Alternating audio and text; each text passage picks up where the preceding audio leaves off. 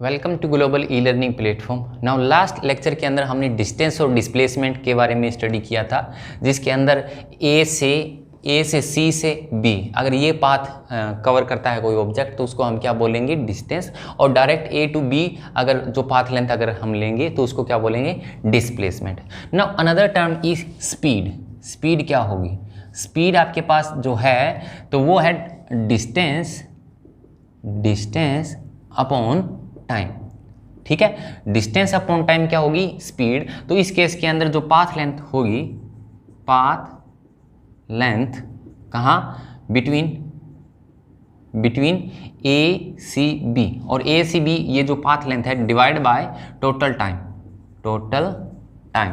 ठीक है, अगर हम इस जो आपका एक्स एक्सिस है इसको टाइम कंसीडर करें कि ये टाइम एक्सिस है, तो साथ के साथ अगर यहाँ पे टाइम कितना हुआ, यहाँ पे टाइम है आपके पास लेट t1 और यहाँ पे जो टाइम है वो कितना हुआ t2। ठीक है, तो जो डिफरेंस होगा टाइम के अंदर वो होगा t2 माइनस t1। ठीक है, तो जो स्पीड है वो एक कैसी क्वांटिटी है, स्पीड है वो एक कौन सी है। अब इसमें देखें कि डिस्टेंस है वो वेक्टर है, स्केलर है और टाइम भी स्केलर है। दो स्केलर क्वांटिटी आपस में डिवाइड में है, तो ये क्वांटिटी भी कैसी होगी, स्केलर क्वांटिटी होगी, स्केलर क्वांटिटी। ठीक है, तो स्पीड है वो एक ऐसी क्वांटिटी है, एक स्केलर क्वांटिटी है जिसकी कोई डायरेक्शन नहीं होगी, एक पर्टिकुलर मैग्नीट्यूड होगा इसका। And now next is velocity. Velocity क्या होगा, वेलोसिटी है which is equal to displacement. इस केस में हमने क्या लेना है, डिस्प्लेसमेंट लेना है और डिवाइड में क्या है, टाइम। तो डिस्प्लेसमेंट अपॉन टाइम क्या होगा, वेलोसिटी होगी। और वेलोसिटी है वो क्या है, अगर हम इस कर्व की टर्म में बात करें कि जो ए से बी तक जो डायरेक्ट पाथ लेंथ है, shortest path length between A and B divide by total time. तो जो शॉर्टेस्ट पाथ लेंथ है ए से बी वो क्या है आपके पास, डिस्प्लेसमेंट, और डिवाइड में टाइम। तो क्वांटिटी होगी वो कैसी होगी, वो उसको हम कहेंगे वेलोसिटी। तो वेलोसिटी क्या है, एक वेक्टर क्वांटिटी है।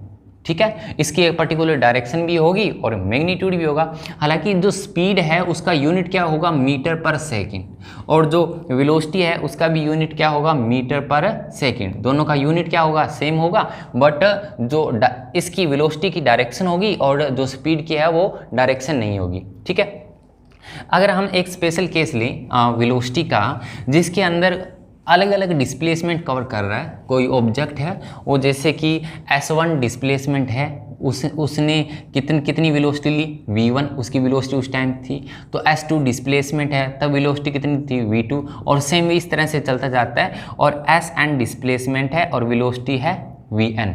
ठीक है, देन जो एवरेज, अगर स्पीड की बात करें कि अगर इसकी पर्टिकुलर डायरेक्शन नहीं है तो एवरेज स्पीड के ऊपर क्या लगाना है, अपने वेक्टर नहीं लगाना, और वो क्या होगा, डिस्प्लेसमेंट अपॉन टाइम, यानी कि S1 plus S2 plus S3, और इस वे से ये Sn डिवाइड में क्या रहेगा, टाइम।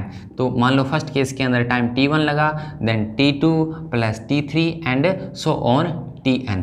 ठीक है, अगर हम इक्वल डिस्प्लेसमेंट की बात करें कि इक्वल डिस्प्लेसमेंट कवर हो रहा है, यहाँ पर आप टाइम अगर सिंपल देखें कि स्पीड का formula v which is equal to distance upon time.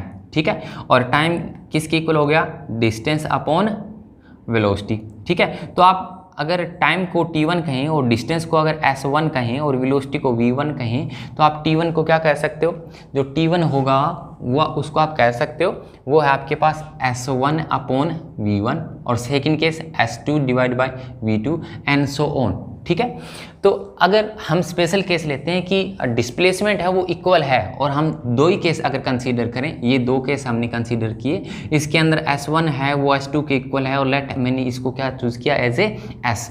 And now और वेलोसिटी क्या है, वेलोसिटी इस केस के अंदर v1 है, इस केस के अंदर v2 है, वेलोसिटी डिफरेंट है, तो तब हमारा ये जो स्पीड है वो कैसी बनेगी, वो बनेगी आपके पास ये क्या है, S1 plus S, S plus S क्या हुआ 2S।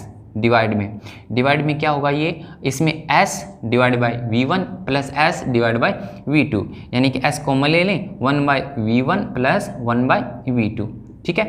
तो अगर इस टर्म को अगर हम सोल्व करते हैं तो हमारे पास क्या मिलेगा, तो जो स्पीड होगी एवरेज वो होगी आपके पास कि s से तो s कैंसिल आउट हो गया 2, और इसका एलसीएम ले लें v1 v2 जो कि ऊपर मल्टीप्लाई होगा v1 v2 और डिवाइड में क्या रहेगा v1 प्लस v2।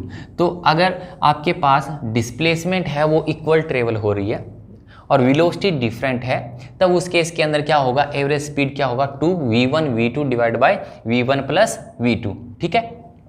नाउ अगर कोई ऑब्जेक्ट ए पॉइंट से चलता है और बी पॉइंट तक जाता है, बी पॉइंट तक गया और वेलोसिटी कितनी है v1 है, और बी से वापस आता है किस वेलोसिटी से, v2 वेलोसिटी से, तभी भी यही केस लगेगा क्योंकि जो डिस्प्लेसमेंट है वो इक्वल है, ठीक है, और वेलोसिटी क्या है, डिफरेंट है। तो आपका रिजल्ट क्या रहेगा, एवरेज जो स्पीड होगी वो क्या होगी 2v1 v2 divide by v1 plus v2, ठीक है।